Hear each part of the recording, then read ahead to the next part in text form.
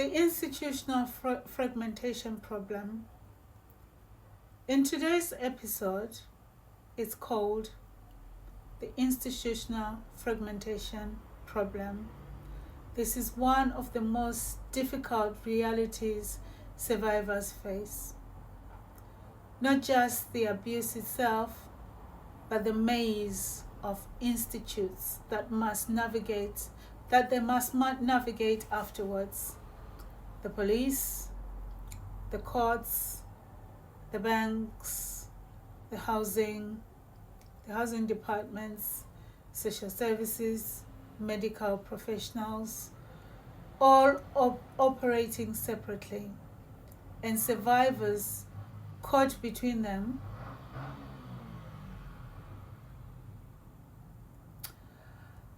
Imagine this situation. A survivor reports abuse to the police. Then they speak to a housing officer, then a family court, then perhaps a GP, then a social worker.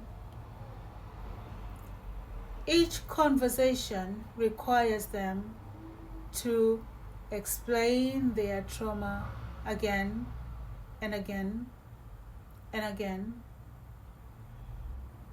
What we call telling your story is actually a repetition of your trauma. And often these institutes are not connected. The police may not know what the court knows. The housing officers may not know what the GP knows. So the survivor becomes the link in the chain. But trauma affects memory, communication, and emotional regulation.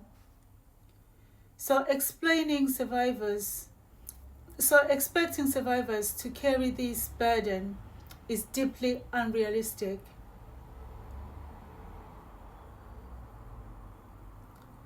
This fragmentation creates serious safeguarding risks. Critical information is lost. Patterns of abuse are missed. And survivors fall through the cracks. SafeChain was designed to address this very issue. The idea is simple but powerful.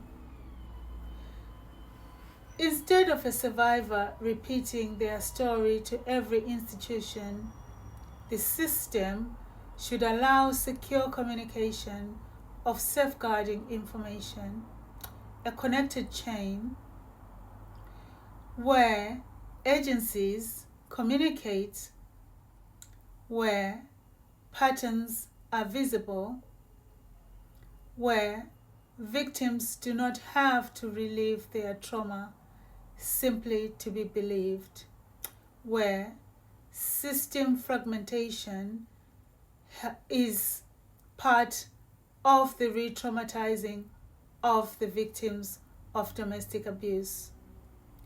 But where systems coordinate, protection becomes visible. So, take a moment to breathe. Your story matters, and even if the system has failed you before, your experience is still valuable. So say this quietly. My voice carries truth, my experience has meaning, and change is possible.